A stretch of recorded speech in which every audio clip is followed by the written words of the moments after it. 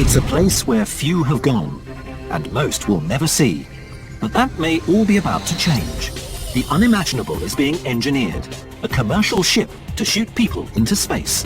Can the public go to the moon in my lifetime? Can they go to resort hotels on orbit for their vacations? Mass space tourism could be right around the corner, but it's an astronomically expensive and already deadly venture. Is this the beginning? Or the beginning of the end?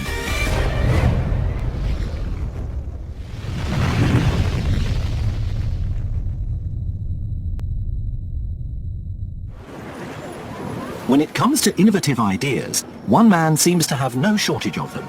Billionaire Richard Branson. His latest, a plan for the world's first commercial space liner. By his side is the ship's creator, legendary aerospace engineer Burt Rutan. We are aiming a suborbital system to a low enough operating cost that it could eventually reach millions of people. The men have dreamed of space tourism for years.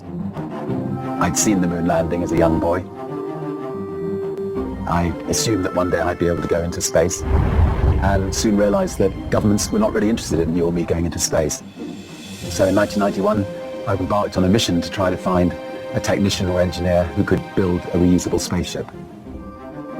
It wasn't until I met Burt Rutan that I finally found the genius, the engineer that could make it all possible. I originally met Burt through my ballooning expeditions. I was attempting to be the first person to be able to cross the Atlantic in a balloon. And then on many flights that we attempted to try to be the first to fly around the world in a balloon.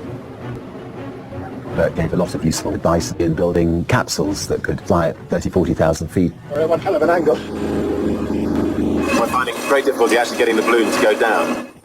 Branson never made it around the world, so he set his sights on space travel and put Rutan in charge. Yeah. We won't have to put a barrier. Yeah. Okay. So that's the idea. Yeah, and I'm perfect. sticking to it. Yeah, that's good. Oh, that's great. Burt Rutan is an icon in the aviation world. He rapidly gained fame in the 60s and 70s for his innovative approach to design.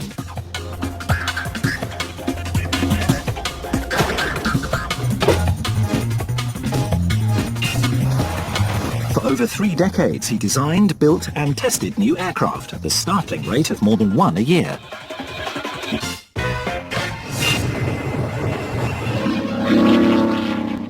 In 2004, Burt unveils Spaceship One, his entry for the $10 million Ansari X prize, a contest to spur space tourism.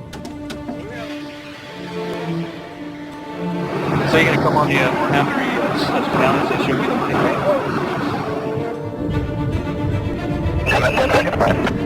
Burt has designed a plane that can fly to the edge of the atmosphere, then drop its cargo.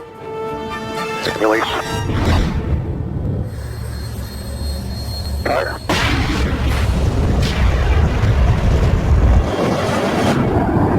Holy crap, that was close. Pilot Brian Binney shoots out of the atmosphere and into outer space. Shut down. Roger, shut down. Well, it's really quiet up here. Okay.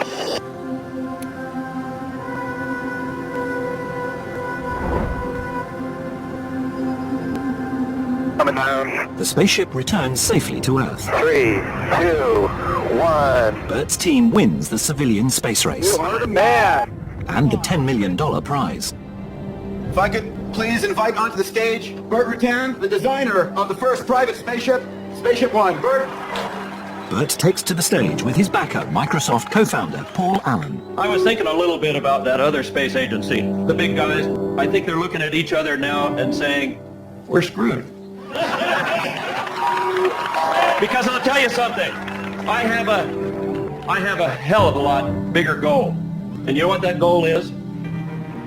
I absolutely have to develop a manned space tourism system that's at least 100 times safer than anything that's ever flown manned to space, and probably a lot more. I have to do that. Virgin Galactic Airways was born a week ago. 3 years from now, Burt has promised to deliver 5-seater spacecraft to take people into space, and hopefully it'll be the start of a lot of people being able to enjoy space. They set up shop in Mojave, California, where Bert's company Scaled is based.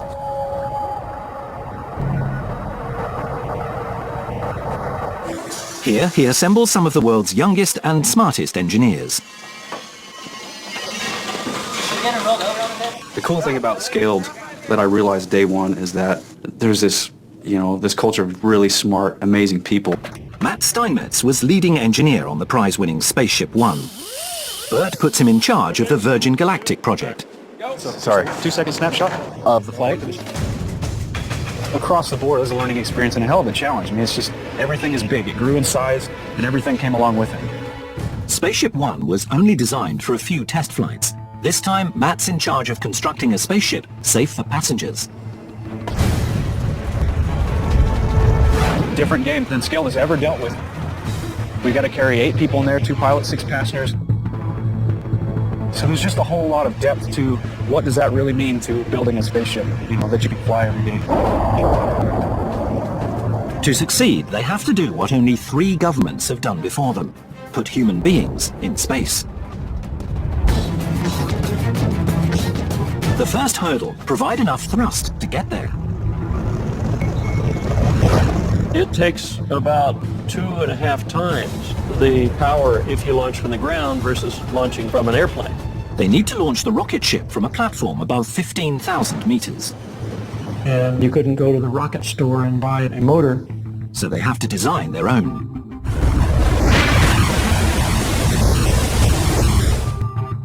They also need a way for the ship to re-enter the atmosphere without breaking apart or burning up. Being able to do that and still be able to glide and land on an airport, that was the big aerodynamic challenge. 50 degrees. Did I say 50? So I set out to develop something that could be thrown at the atmosphere at any angle, and it would itself straighten out. Pretty stable, huh? Nice and stable. That's why we call her feathered re-entry, because like the little badminton shuttlecock, you can throw it backwards, but it straightens out.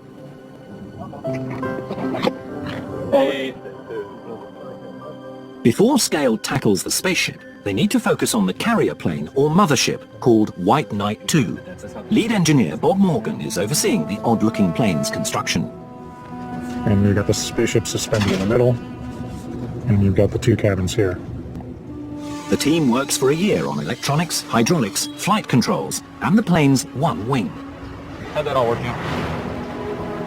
Where's your phone block now? Today, they're installing the wing on its 2 fuselages. A major milestone for the program. It's 140 feet span, and it's a continuous one-piece swing from tip to tip.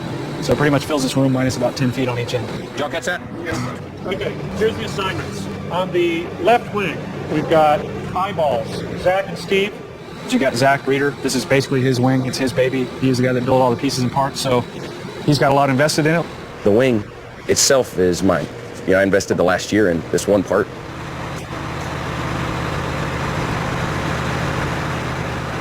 Aft. Okay, give me a little more. If it bumps the tops of the rods, we're not going to freak out.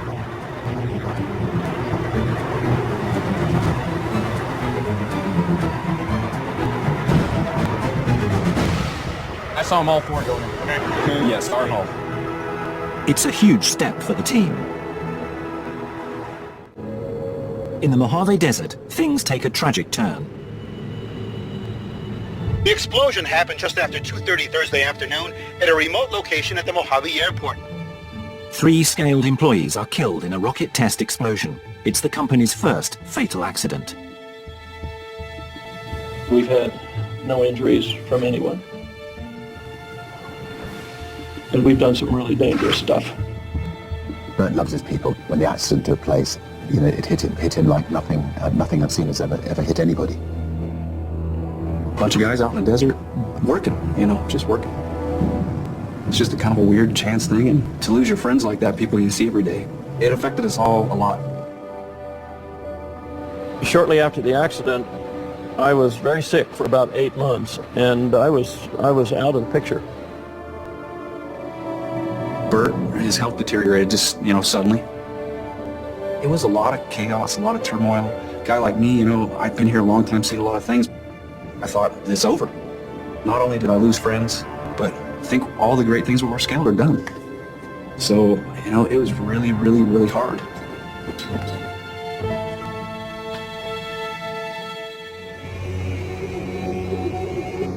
A year and a half after the tragedy, the team is still pushing forward. And today they're pushing the mothership, White Knight 2, from the hangar to see if she can fly. It's the big day. It's the worst day and the best day all in one. For project aerodynamicist Jim Tighe, this flight will test 4 years of calculations and design. You got to figure out, you know, where you're right, where you're wrong, what assumptions you made were valid, which were invalid. The guys who fly the airplane are my friends, and I don't want to see anything happen to them. Ever. You know, so it's an emotional day. White Knight 2 has never been wind tunnel tested, so the only way to find out if it flies is to take off. Peter Siebel heads up the test pilot program and is prepared to face the dangers of this first flight. The objective is to get airborne as fast as possible and then enough power to prevent overspeed after liftoff. Plan test altitude 16,000 feet. If we're out of control below 10,000 feet, we're heading for the door. Chase, give us a reminder of what our altitude is if we're having troubles. I'll make the decision to head for the door. Clint, you get to the door, open it up, and I'll probably be pushing you out. So.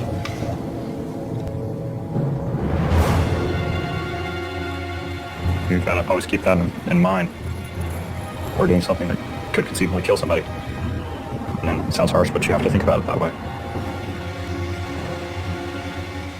They've designed and modified, calculated and recalculated. But it's a radical new design, and there's no guarantee that it'll fly. I believe we've done everything we can to test this out, and hopefully it works. Thanks, Steve. All right, Steve, aircraft status. Go. All right, go ahead and pull the chocks. I'm on the brakes. Oxygen. 100%. Commander 30. All right, Clint, what do you say? I think today's a good day to go fly. Let's go. Chase, Scat 2-1 is rolling, taxiing into position and hold. Chase copies. We'll get in position. Tower Scat 2-1 is taxiing into position and holding for Chase. Miami Tower Scat 2-1 holding short at 30. Request takeoff clearance. Miami Tower, airborne pickups approved. Wind your comm, runway 30, cleared for takeoff. Okay, guys. Step on. Will do. Number 1, throttle. Vital. Number 1, start.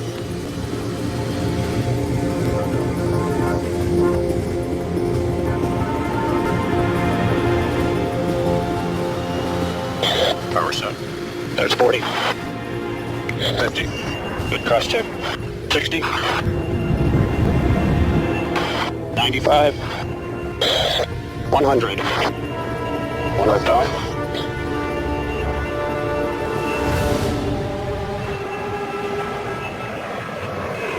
Is that you doing anything else? A little loose directionally? Yep. I was looking out the window and watching the Earth go back and forth, you know, at about this rate, thinking, I wish it wouldn't do that. It was a split-second decision that the airplane was controllable or whether we really needed to bring the airplane back to the ground. We've got some real close centering of the rudder pedals at 0.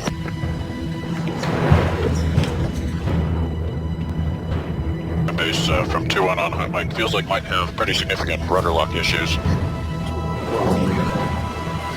If they're going to get worse with altitude, but if it goes faster, it's going to get more pronounced.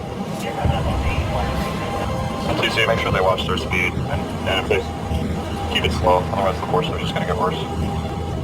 We're just working through how to control the rudders here. All right, Clint, we'll need to get your feet on the rudder pedals. Back to scaled. And just whatever you do, don't get dynamic with it. Just keep your pedals, just lock them. Perfect.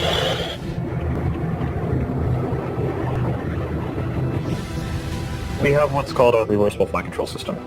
It's a fancy word for meaning there's no hydraulic boost, there's no power steering. It's, it's as simple as a go-kart. It's one of the largest planes ever to fly this way. The rudders are directly connected to the pedals under the pilot's feet with push rods, cables, and pulleys. Balancing the forces of this giant isn't easy. with this aircraft. You're right on the ragged edge. Problem is they're just holding the rudders locked. The rudder still floats back there, and I can feel it. The plane is unstable in the air, so the team returns to the airfield. So make sure you've got a good landing configuration. We're happy with that. Challenge is at the small deflections. It definitely feels like it wants to swap ends. And now the next unknown, as they find out how she lands. 100.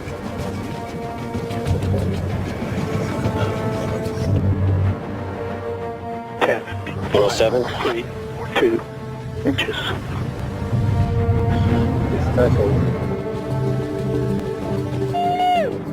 So we're rolling along, and Pete says, Okay, got nose wheel shimmy on the left. nose wheel shimmy. And I look out, and on this other boom, I can see the nose wheel, and it's just shaking like crazy, you know, just shimmying, vibrating all over the place. It's still going. No, it's pretty good. It stopped. So I'm sitting there thinking, oh wow, I wonder when that's going to snap off. The team anxiously waits as White Knight 2 wobbles to a stop.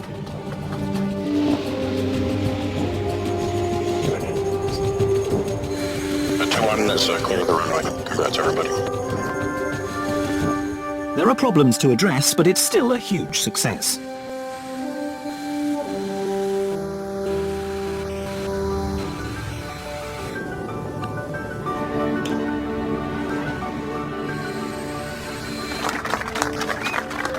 By the time we pulled up and the chocks and got out, Bert came to greet me and whispered in my ear, "We think it's the gear."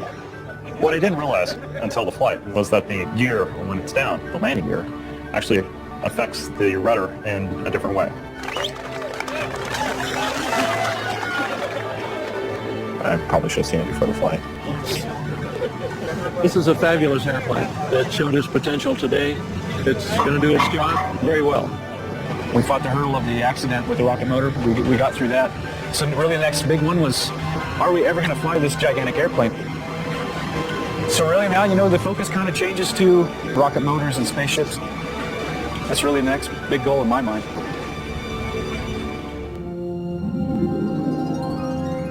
It's only 450 people have been into space. The surface has hardly been scratched. I looked at the big picture. I looked at what things could happen. Can the public go to the moon in my lifetime? Can they go to resort hotels on orbit for their vacations?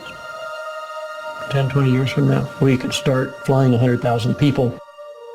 If commercial space travel can succeed, then anything is possible in space. Rutan and Branson's vision for taking tourists into space is forming here, behind closed hangar doors. All the buildings are numbered, of course, because we're not creative enough to think of real names. So that's 78. We're headed to 63.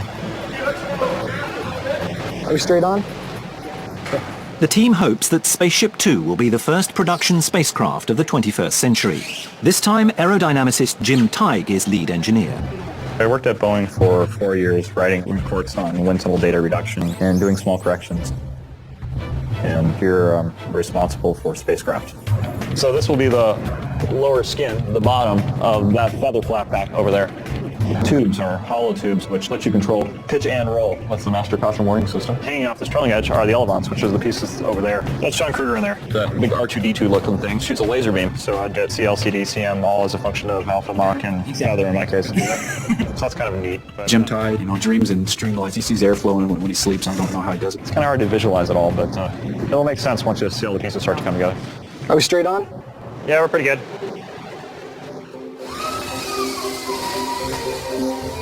Bert had a desire to make a bigger vehicle so the passengers could enjoy space and float around. That's fine. Jim's ship will have to fly at 4 times the speed of sound and withstand forces of up to 6G, which would tear most planes apart. Okay, Clicos. Not too tight. Wait for the shot bags.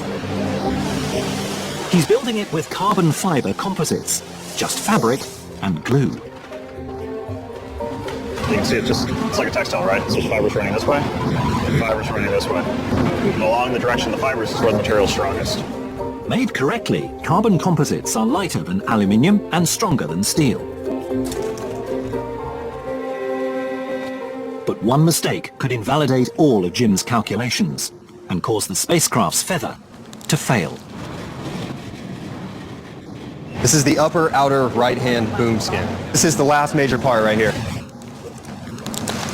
Woo! It's hot in there. We gotta have top of the tail out. More. The new part is ready to be fitted into the spaceship's feather.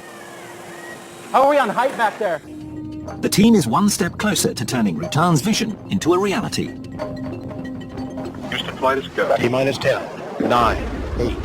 Before Rutan's Spaceship 1, the only manned winged vehicles to go into space were the Space Shuttle and the X-15. There were tragic incidences involving both re-entering the atmosphere. I was there at Edwards when Mike Adams was killed in the X-15. He re-entered the atmosphere in Crooked. It resulted in X-15 breaking up and him losing his life. Bert's solution is to fold the spaceship in half, feather it, so it can drop back into the atmosphere safely, like a shuttlecock, without the pilots even touching the controls. It should slow the ship so quickly that heat buildup won't be a factor. Then the pilots will reconfigure the craft as a glider and land back on Earth.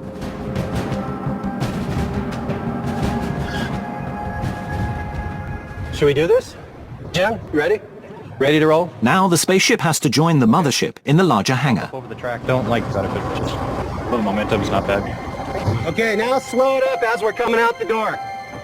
To keep prying eyes and cameras away, they move her at midnight, wrapped in black plastic, using only torches to guide the way. You hear any pops or anything? It sounds good. It's quiet. This is very interesting. There's like a whole herd of people just walking. It's like some pilgrimage or something. 3 feet that way. Your left. We're in pretty good shape. Put the mothership in the hangar. Spaceship's in here. We'll get it off the jacks, button up the doors and go home. I think we're doing good. Tomorrow the big fun starts. We made it. So this is symbolic almost in a way, moving to 75, because there's no longer groups sitting here, there, and everywhere around the airport. Now it's kind of all starting to come together. You know, fight for whoever's in charge. So it should be fun. And there it is. You have to touch your airplane every once in a while and just, you know. That's the only reason. She takes care of us. People starting to come out of the woodwork. It's kind of cool to watch people. They just stand back and look at it. Like they're in awe. So 4 years of your life building up to suddenly this thing becomes an airplane all in one day, which is weird, but it's cool. All right, boys and girls, gather around. So at the end of the day, congratulations to all you guys. This is awesome. This is your guys' vehicle. You did it, so kudos to you guys. You can't do this anywhere else in the world. I mean, you just can't do this anywhere else. From now until rollout, we just got to pull out all the stops. Thanks, guys.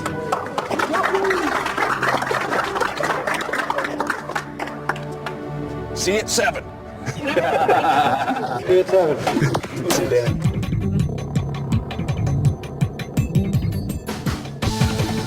Aerodynamics finally takes a back seat to paint and graphics as the team prepares to reveal their creation to the world.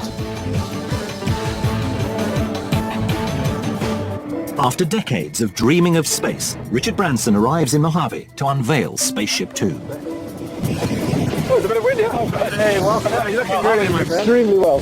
The partners in the space tourism program are reunited. You couldn't have walked this far last time. I was within a couple of weeks of just saying, hey, you know, I'm going to do something here. Yeah. Oh, thank God for that. I ended up having heart surgery maybe only 3 weeks after I was in New York. Yeah. Oh, that's great. Got it taken care of. The friends take a look at the cockpit of the mothership that will carry both the spaceship and, in the other fuselage, the astronaut trainees. I think that the passengers ought to be trained during space launch. What you do is you go up and your wife is over there, I mean halfway to there. Yeah. Hello, have a nice flight. She drops off, the rocket fires, off they go, and then when they disappear, then you do your weightless training and your G's and you land. You can do it all in the same flight. But Bert and Richard are already looking beyond short hops into space to fully fledged space travel, complete with orbiting hotels. A space hotel can look like almost anything you want it to look like. Knowing Virgin, I suspect it'll be the shape of a giant V. floating through space. I think the important thing about being in a space hotel is that you have massive windows, so you can actually look out at the universe around you and marvel at it. But if you just have a bubble in several places on a big resort hotel, in which you can go in there and pull the curtain and just float around without the noise and the encumbrances, one of the benefits is these almost religious-like opportunities. So we want to dream, and we want to try to make those dreams a reality.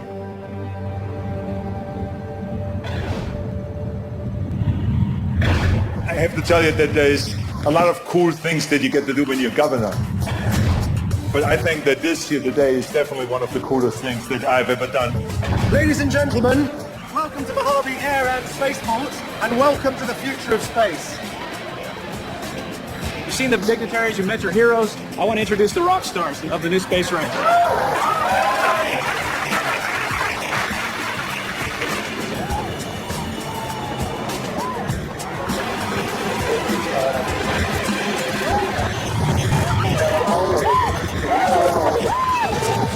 It's not the sexiest spaceship ever. With the unveiling comes much celebration, but the world's first spaceliner still faces many tests.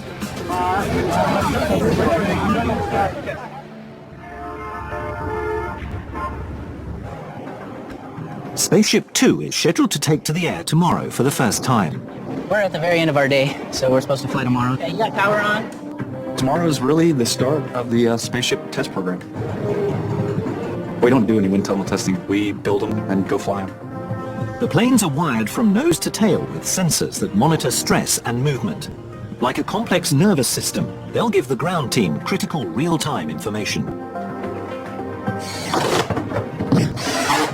This is our first chance to see if the predictions we make in a computer analysis match reality. You got to have the data going down to the ground station from the airplane in the air, so there's just all this stuff that's all tied together. Okay. Wes Purcell is in charge of the data transfer between the ships and the ground station. When you're trying to meet a deadline and you're trying to get something as big of a milestone off as like a first flight in this for the spaceship, you know, it's like a deadline comes up and you don't want to be the guy that says, okay, my stuff's not working right. But for Wes, that's exactly what's happening.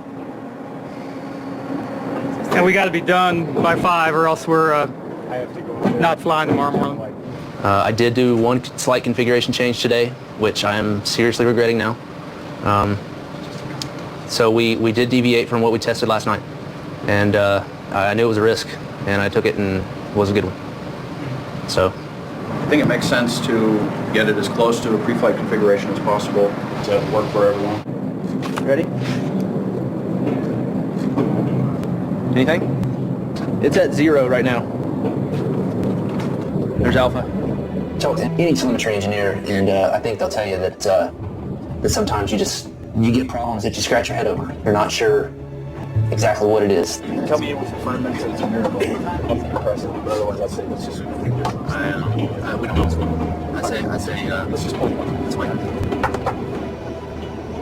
I understand that it's not going to work exactly the way I want it to, but I still want it to work. Yeah, we're going to knock it off for today. So not flying tomorrow. Not flying tomorrow. Okay. We're close. We'll have a great day Monday. Don't look so sad, Wes. Why not? We're not flying tomorrow. Yeah, it's going to turn it burn.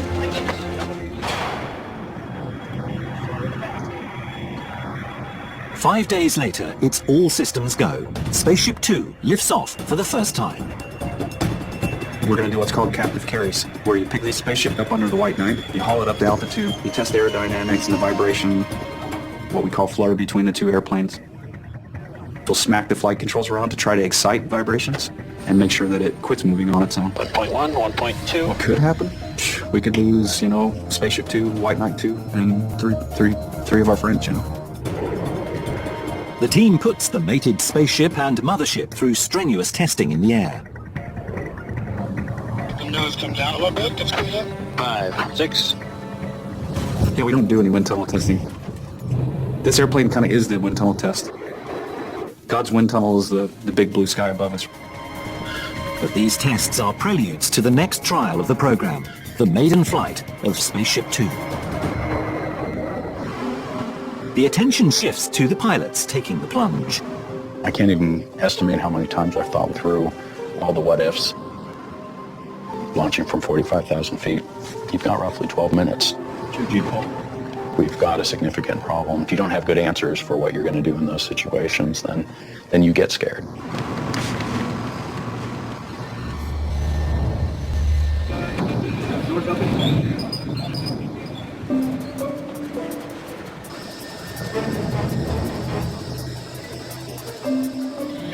Finally, test day. The team prepares for the first flight of Spaceship Two. All right, good morning, everybody. It's time. We'll finish briefing here by 6, step to the aircraft. We'll need to start by 6:20 to make a 7 o'clock takeoff. We'll climb the altitude and drop when we're ready for it. It'll be the first time that spaceship's flying on its own. It's a little scary. It's, my friends are going to be dropped in an airplane that's never flown before from 45,000 feet. Hopefully it flies right the first time or right enough to get it on the ground safely.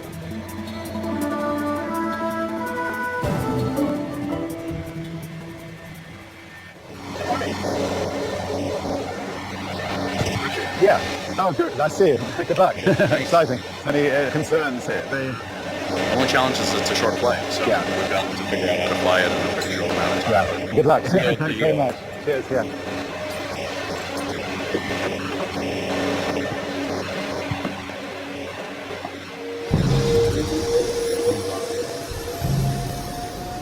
We've spent the last 5 years trying to design and build a flyable spaceship. It's the first glide flight, first no-kidding flight on its own. Does it fly right, and can we, navigate, maneuver, and get back to home? So it's a pretty big deal. Mojave ground, Scout 4-1. Scout 4-1, Mojave ground, line clear, Honey. 4-1, flight ready to taxi. 11 clear, taxi, right 92. Taxi runway 30, looking better for 4 altimeter 3016. The first time an airplane flies, usually take off just a little bit, and you get a little bit of daylight underneath the wheels and set it back down. With Spaceship 2, that's not an option because it doesn't have a propulsion system that lets it take off by itself. So the idea is actually to go as high as you can, which seems maybe counterintuitive, but it gives the pilots the maximum time possible to figure out how to fly the airplane, or if things are really bad, get out of the airplane.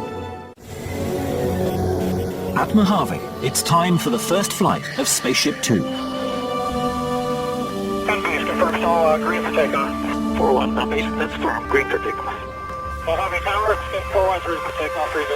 Runway 30, clear for takeoff. Clear for takeoff.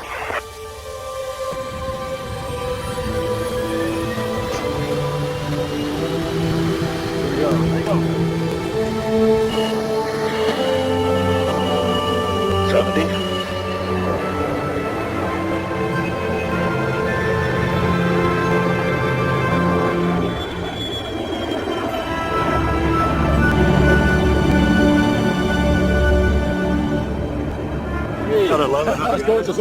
I got tears in my eyes. Every time I see the thing, every time I see it go, I just well up. We're going to go up to a much higher altitude than we would typically fly a first flight. We'll be up near 45,000 feet. How's everybody doing down there? We're looking good, 2-1 from scaled base. Mojave Tower's got 2-1. 2-1, Mojave Tower, mission left clear. It's got 2-1, 3 minutes.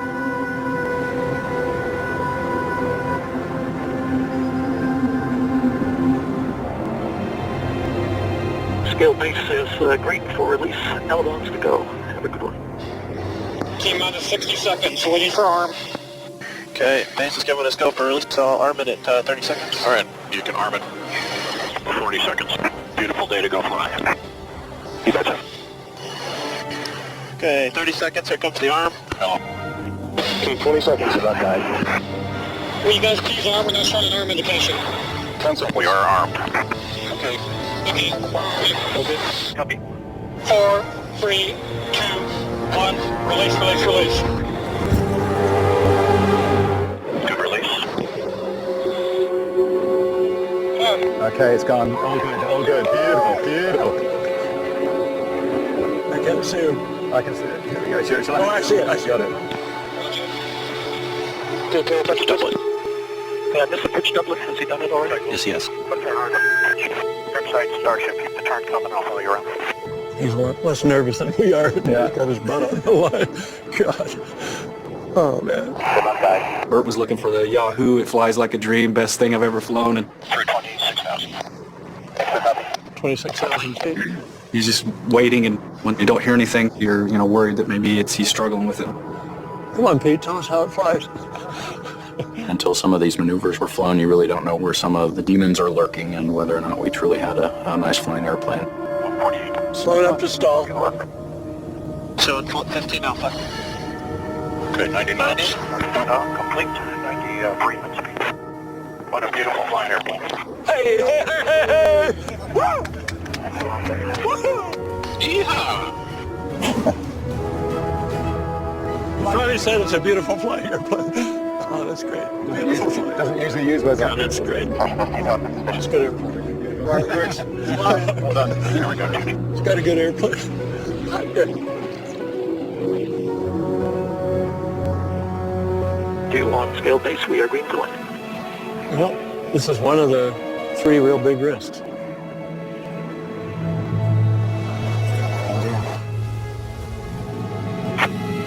Here's up. Looks like all 3 are locked. Negative nose, going to the emergency. Chase from base, say again, nose gear status. Negative green on the nose.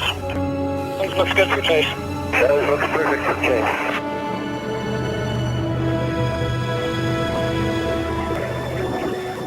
Very nice, 20 feet. 10 feet. 6 feet. 3 feet. 2 feet. 1 foot. 1 inch. Beautiful job, Pete.